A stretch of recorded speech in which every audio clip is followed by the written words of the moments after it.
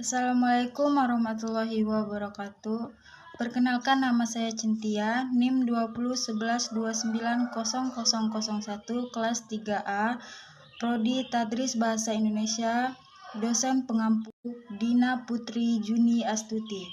Baiklah, saya akan menyampaikan materi tentang jenis-jenis morfologi.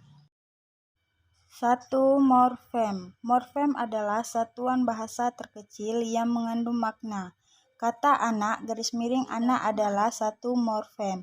Karena mempunyai arti dan tidak dapat dianalisis lagi atas dua atau lebih bagian yang bermakna, umpamanya menjadi (a), dan, (na), (atau), (an), dan, (ak).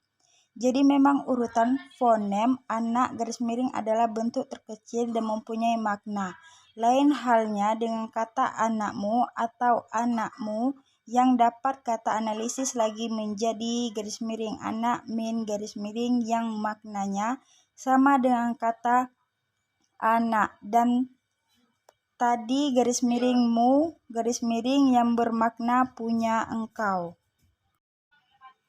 Morfem terdiri dari dua macam, yaitu yang pertama morfem bebas. Morfem bebas adalah morfem yang dapat berdiri sendiri seperti jual, beli, duduk, dan tidur yang merupakan satuan terkecil yang memiliki makna. Contohnya membeli, morfem bebas beli.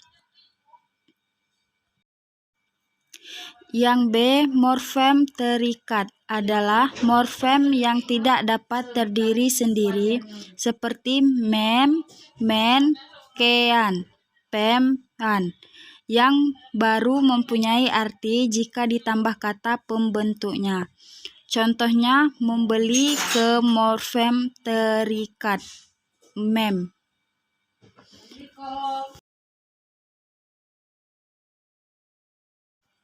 Dan yang C, morfem unik, yaitu morfem yang mengandung arti tersendiri tetapi baru dapat berdiri sendiri setelah didampingkan dengan morfem bebas lainnya. Seperti juang baru dapat berarti setelah didampingi dengan morfem bebas daya menjadi daya juang, atau didampingi dengan menjadi pejuang. Dan selanjutnya ada jenis morfem menurut jenis fonem. Morfem juga dapat dibedakan menurut macam maknanya. Ada golongan morfem yang mempunyai semacam makna dasar yang menunjuk kepada benda, hal, perbuatan, atau sifat yang terdapat di sekitar kita. Morfem seperti ber, me, kan, dan di. Dan yang kedua ada alomorf, adalah anggota satu morfem yang wujudnya berbeda, tetapi mempunyai fungsi dan makna yang sama. Dan yang ketiga, kata dasar. Menurut dasar kata, menurut Kate Jono 1982-44, membagi proses morfologi menjadi 3 proses, yaitu yang pertama, afiksasi atau proses penghimpunan adalah penghimpunan afiks pada suatu satuan, baik satuan itu berupa tunggal maupun bentuk kompleks, untuk membentuk kata penambahan afiks. Penambahan afiks dapat dilakukan di depan disebut prefiks, di tengah disebut sisipan, atau di belakang morfem kata dasar disebut sisipan, atau infiks yang di belakang disebut akhiran sufiks, yang di depan dengan di belakang disebut sirkumfiks atau konflik. Dan yang kedua ada reduplikasi atau proses pengulangan, adalah satuan gramatik baik seluruh ataupun sebagiannya, baik dengan variasi fonem maupun tidak. Hasil pengulangan ini disebut kata ulang, sedangkan yang diulang merupakan bentuk dasar.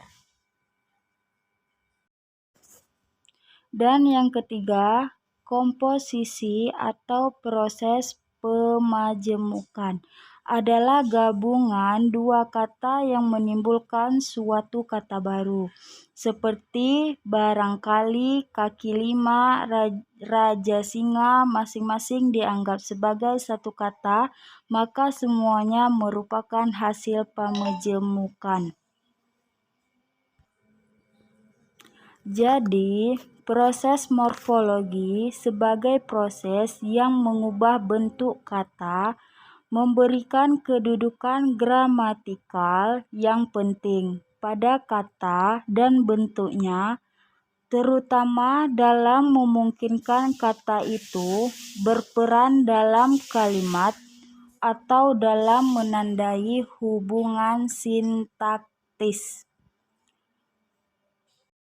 Sekian materi yang dapat saya sampaikan. Bila ada kekurangan saya mohon maaf.